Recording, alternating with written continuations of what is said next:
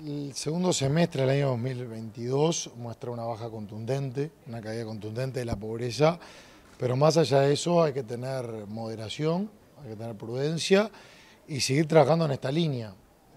Estos datos se dan en función de diferentes factores que tienen que ver con el empleo, que tienen que ver con el descenso de la informalidad, que tiene que ver con el aumento de los ingresos en los hogares uruguayos, del buen manejo de la situación económica que llevó a una reducción de la inflación en el segundo semestre del año 2022 y de una cantidad de prestaciones sociales que también permitieron mitigar una cantidad de circunstancias, y en el conjunto y en el complemento de las diferentes acciones es que se pudo lograr una reducción importante, pero más allá de eso siempre hay que tener la guardia alta y seguir intensificando los esfuerzos. En menores de 6 años se ubica igualmente en casi 20%.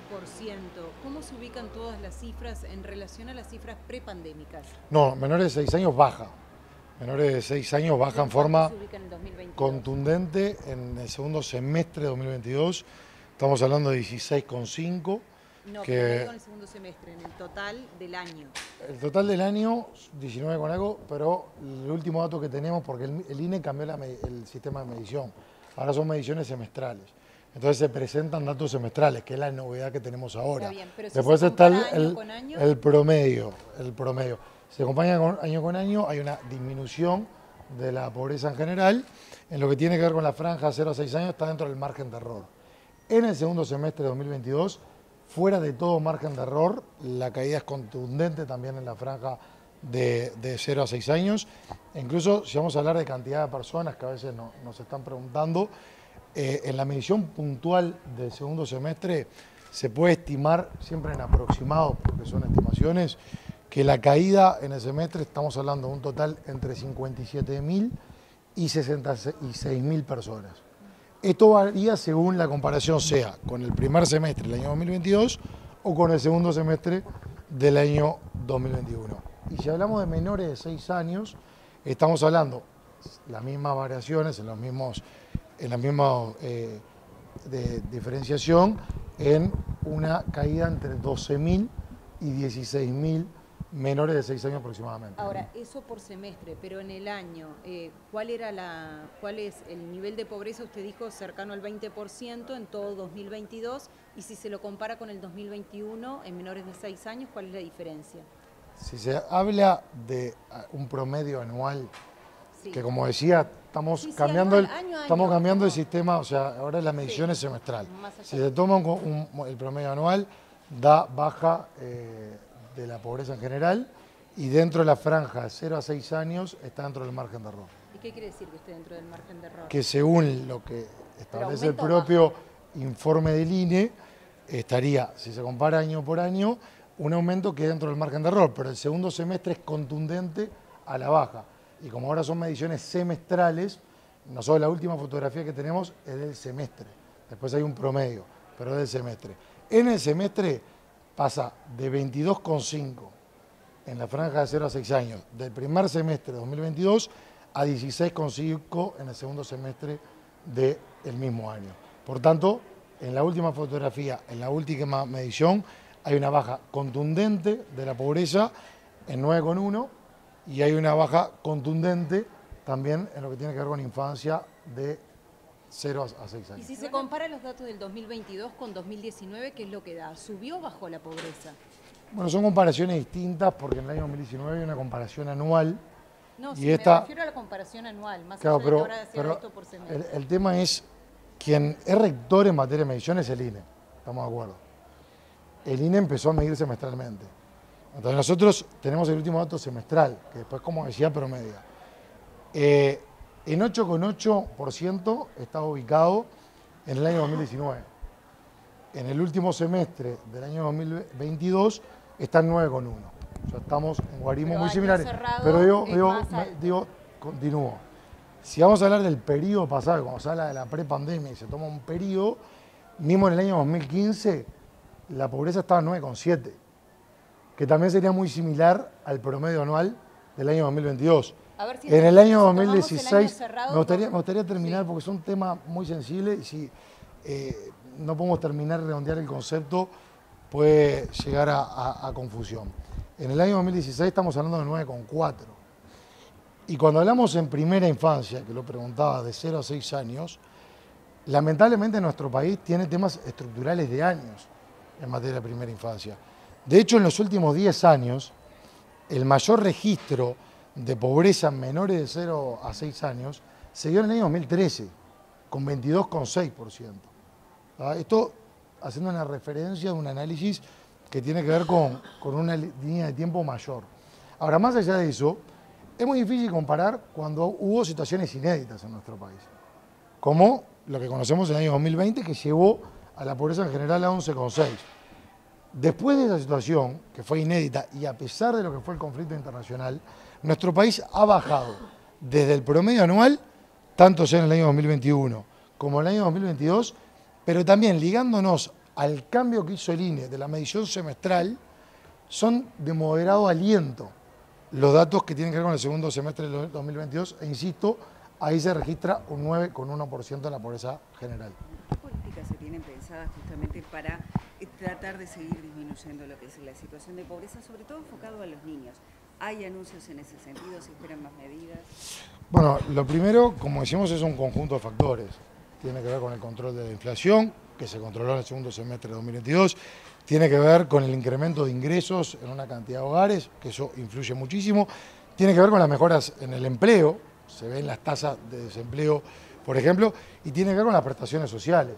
Hoy siguen vigentes una cantidad de prestaciones sociales que son un estímulo para mitigar consecuencias adversas y que tienen que ver con la reducción de la pobreza y con la prevención de aquellos hogares que están próximos a estarlo.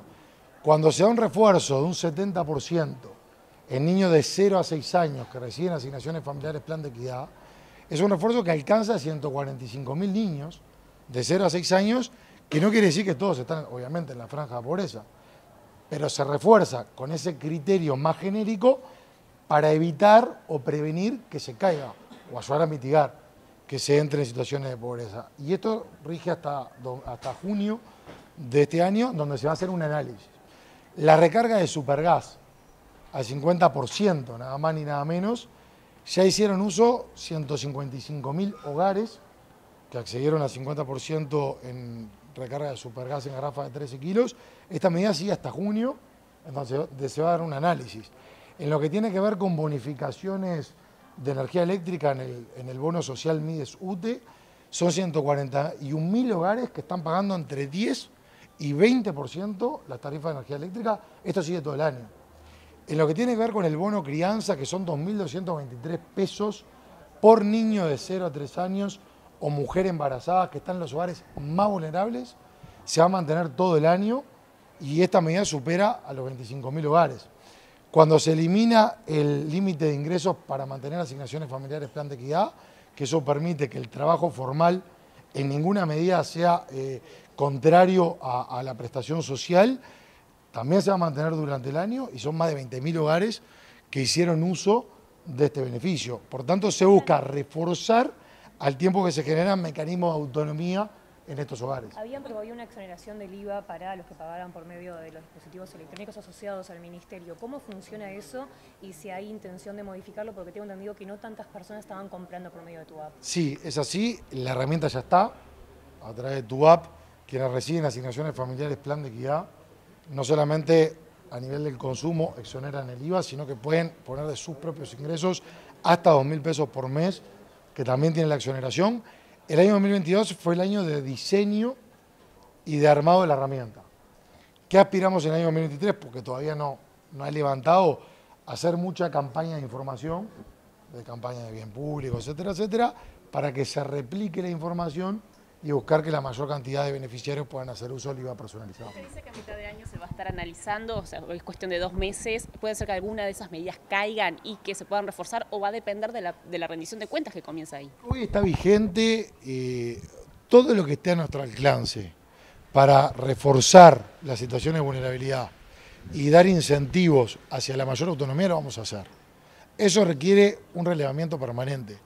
Si nos hubieran dicho el 1 de marzo de 2020 que a los 13 días iba a aparecer una situación inédita a nivel mundial, evidentemente era muy difícil haberla previsto.